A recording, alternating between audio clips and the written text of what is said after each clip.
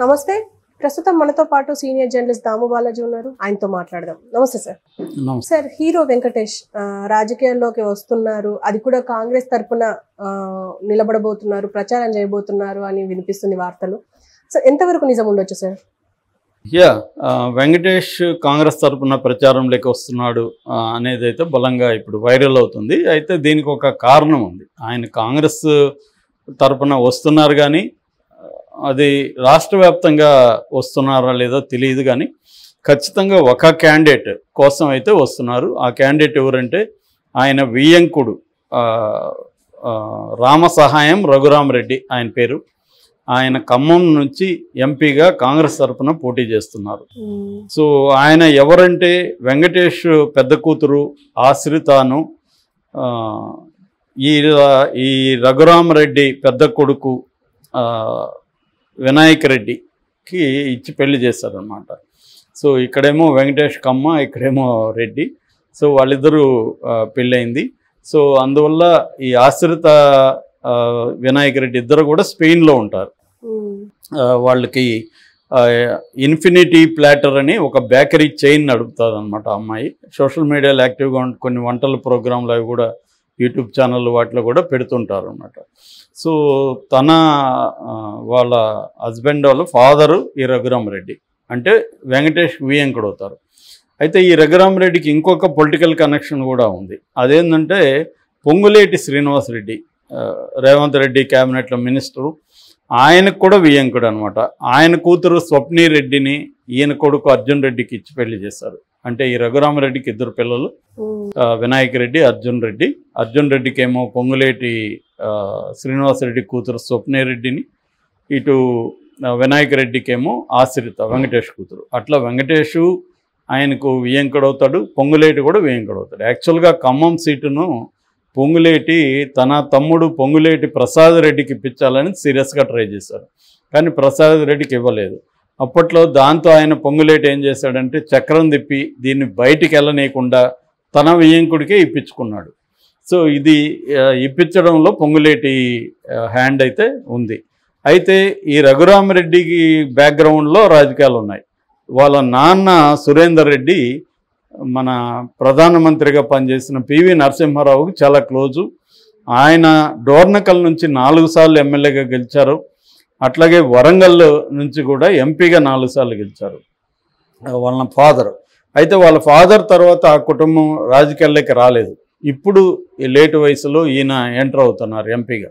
అంటే తన నాన్నకి రాజకీయ వారసత్వం ఉంది, అది కూడా కాంగ్రెస్తోనే ఉంది.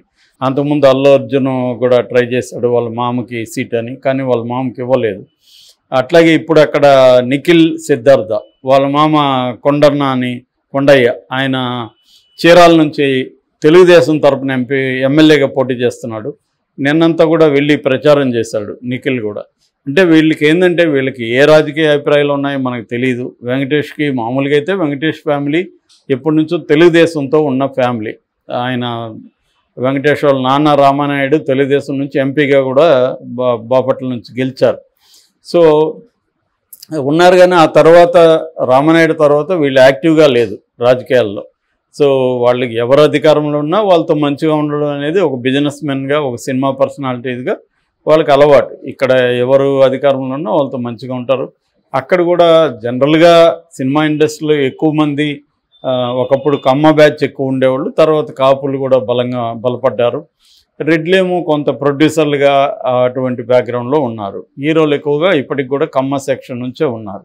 ఓవరాల్గా తీసుకున్నప్పుడు తెలుగు ఇండస్ట్రీలో ప్రధానమైన సెక్షను చంద్రబాబుతోనే ఉండేవాళ్ళు. ఇంతకుముందు జగన్తో ఎవరు లేరు, అంతకుముందు వైఎస్ఆర్తో కూడా పెద్దగా ఎవరు లేరు. ధర్మవరం సుబ్రహ్మణ్యం ఒకడే ఉండేవాడు. సిసి రెడ్డి అని వైఎస్ఆర్కి బంధువు అవుతాడు, అతను ప్రొడ్యూసరు, అతను మాత్రమే వీళ్ళిద్దరే ఉండేవాళ్ళు, పెద్దగా ఎవరు ఉండేవాళ్ళు కదా ఎప్పుడు కూడా. ఆ తర్వాత జగన్కి కూడా అంతే. జగన్ మనం చూసినప్పుడు రోజా అంటే ఆమె ప్రొఫెషనల్ ఆల్రెడీ తెలుగుదేశం నుంచి వెళ్ళింది. ఇక ఉండేది ఎవరు, పోసాని ఆలి ఇద్దరే ఉన్నారు జగన్ తరపున గట్టిగా మాట్లాడేవాళ్ళు. ఇంకెవరు కూడా జగన్ వైపు కూడా ఇక్కడ లేరు. కొంతవరకు తమ్మారెడ్డి భరద్వాజ గారు కొంత ప్రోగా ఈ మధ్య మాట్లాడుతున్నారు. సో ఓవరాల్గా తీసుకుంటే తెలుగు సినిమా ఇండస్ట్రీ తెలుగుదేశం వైపు ఉంటుంది. అయితే ఇక్కడ తెలంగాణలో అది కొంత పరిస్థితి వేరు. తెలంగాణలో తెలుగుదేశం లేదు కాబట్టి ఇక్కడ కొంతవరకు మన తారక రామారావు అంటే కేటీఆర్, ఈ కేటీఆర్ తెలుగు సినిమా ఇండస్ట్రీకి దగ్గరగా ఉన్నాడు. అట్లాగే ఇక్కడ కొంతమంది మినిస్టర్లు కూడా బీఆర్ఎస్లో సినిమా ఇండస్ట్రీకి దగ్గరగా ఉన్నాడు. కేటీఆర్ మీద అందుకనే రకరకాల పుకార్లు రావడానికి కూడా కారణం ఏంటంటే ఆయన సినిమా ఫంక్షన్లకు వెళ్ళడం, సినిమా వాళ్ళతో డిన్నర్లు చేయడం, ఇలాగా కొంత ఉన్నాడు. దాని మీద కూడా ఎవరో ఆ మధ్య ఐలై అనుకుంటా, ఐలై కూడా మాట్లాడుతూ కేటీఆర్ లాంటి వాళ్ళు ఆ ట్రాప్లోకి వెళ్ళారు, అది ఆ ట్రాప్లోకి వెళ్ళి ఉండకూడదు అని జగన్ని కంపేర్ చేసి, జగన్ చూడు సీరియస్గా జనంలోనే ఉంటున్నాడు, కేటీఆర్ అది ఫస్ట్ టర్మ్ ఉన్నాడు కానీ సెకండ్ టర్మ్కి వచ్చేసరికి ఇటు డీవియేషన్ అయింది, దానివల్ల చాలా నష్టం జరిగింది అనేది కూడా అనాలిసిస్ ఐలై లాంటి వాళ్ళు చేస్తున్నారు అన్నమాట. సో ఈ కాంటెక్స్ట్లో కాంగ్రెస్ తరపున కూడా కొంతమంది సినిమా వాళ్ళు ఉన్నారు. వాళ్ళు ఇప్పుడు రంగంలోకి దిగే అవకాశం ఉంది. అంటే కాంగ్రెస్కి స్టార్ క్యాంపెయినర్లు అయితే ఎవరు ఇక్కడ లేరు. రేవంత్ రెడ్డి స్టార్ క్యాంపెయినరు కాంగ్రెస్ తరపున, అటు బీఆర్ఎస్కి కూడా స్టార్ క్యాంపెయినర్ అంటే కేసీఆర్ స్టార్ క్యాంపెయినర్. సో ఈ కాంటెక్స్లో వెంకటేష్ వియంకుడు ఖమ్మంలో పోటీ చేస్తున్నాడు. ఖమ్మంలో కొంత మనకు తెలుసు, ఖమ్మంలో కమ్మ సెక్షన్ కొంత బలంగానే ఉంటుంది. సో ఆ రకంగా వెంకటేష్ కూడా కమ్మ సామాజిక వర్గం కాబట్టి ఆయన వెళ్ళి పోటీ చేయడం, రెండోది సినిమా హీరో కాబట్టి ఆ రకమైన క్రేజ్ కూడా ఉండే అవకాశం ఉంది. అది ఎంతో కొంత పనిచేసే అవకాశం ఉందన్నమాట. ఆ రకంగా వెంకటేష్ వస్తున్నాడు తప్ప నాకు తెలిసి వెంకటేష్ ఎప్పుడు పబ్లిక్ లైఫ్లో కూడా ఆయన యాక్టివ్గా ఉండరు. సోషల్ మీడియాలో కానీ తను హైలీ ప్రైవేట్ పర్సన్. తనకు కొంత ఈ స్పిరిచువల్ బుక్స్ అవంటే బాగా ఇష్టం. నేను ఒక సినిమాకి పనిచేశాను ఆయనతో, అప్పుడు కూడా ఆయన ఈ స్పిరిచువల్ బుక్స్ గ్యాప్లో చదువుకునేవారు. ఎవరితోనో డిస్కస్ చేస్తే కూడా వాటి గురించి చేసేవాడు తప్ప వేరే ఇది ఆయనకు ఉండేది కాదనమాట.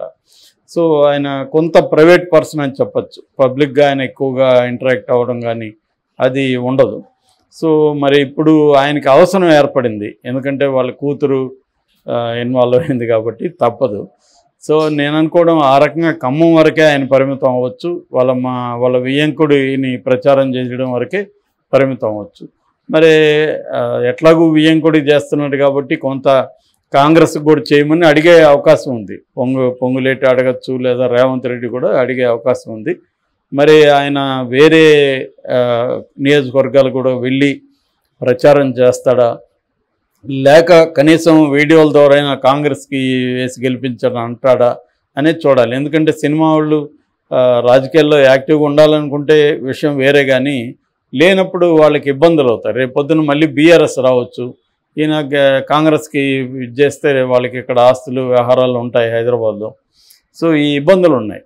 ఎందుకంటే మామూలుగా అంతకుముందు తెలుగుదేశంలో ఉన్నా కూడా బీఆర్ఎస్ అది యాక్టివ్గా రంగంలోకి వచ్చినాక అందరూ బీఆర్ఎస్తో మంచిగా ఉండడం మొదలుపెట్టారు. ఎందుకంటే కేసీఆర్ ఆయన ఎవరిని క్షమించే టైపు కాదు. ఎవరన్నా తనకి ఇబ్బందులు పెడుతుంటే వాళ్ళని ఎలా ఇబ్బందులు పెట్టాలో తనకు బాగా తెలుసు. సో అలాగా ఆయన అప్పట్లో బెదిరించాడు కదా, ఈవెన్ రామోజీ ఫిలిం సిటీని కూడా 1,00,000 నాగల్లో పెట్టి దున్నేస్తామని చెప్పాడు. సో మళ్ళీ ఏదో వాళ్ళిద్దరి మధ్య సయ్యద్దు కుదిరింది. దాంతో ఈయనే వెళ్ళి రామోజీ సిటీలో వన్ డే ఉండి ఆధ్యాత్మిక సిటీ కూడా 1000 ఎకరాలు కడతాము మేమిద్దరం కలిసి అని కూడా అనౌన్స్ చేశారు. సో అట్లాగే నాగార్జున ఇలాంటి వాళ్ళని కూడా కొంత బిగినింగ్లో ఇబ్బందులు పెట్టారు, తర్వాత కాంప్రమైజ్ అయిపోయారు. మామూలుగా ఏంటంటే ఒక స్మాల్ టౌన్కి ఎస్ఐ వస్తే స్ట్రిక్ట్గా ఉంటాడు 4 రోజులు, ఎందుకంటే అందరూ వచ్చి నన్ను గమనించుకోండి అని చెప్పడం అనమాట. అలాగా ముఖ్యమంత్రులు కూడా అంతే, ముఖ్యమంత్రులు ఉన్నప్పుడు స్ట్రిక్ట్గా ఉంటారు బిగినింగ్లో, వాళ్ళని వీళ్ళు గమనించకపోతే వచ్చేటికి చేస్తారు. జగన్ కూడా చేశాడు కదా, అక్కడ టికెట్ల రేట్లు పెంచడానికి ఒప్పుకోపోయేసరికి వీళ్ళందరూ వెళ్ళి మాట్లాడాల్సిన పరిస్థితి వచ్చింది. ఎందుకంటే జగన్ గెలిచినప్పుడు ఎవరు అభినందించలేదు, దాంతో అతను నేనేంటో చూపిస్తానన్నాడు. అట్లాగే మనకి జయలలిత కూడా మన కమల్ హాసన్ లాంటి వాళ్ళని ఎంత ఇబ్బంది పెట్టిందో చూసాం మనం. చివరి కమల్ హాసన్ దేశం వదిలే వెళ్ళిపోతానన్న స్థాయిలో బాధ పెట్టిందన్న. సో ఇవన్నీ కామనే. సో ఈ కాంటెక్స్లో వెంకటేష్ ఎంత మేరకు రాజకీయాల్లోకి ఎంటర్ అవుతారనేది చూడాలి. Okay sir, thank you.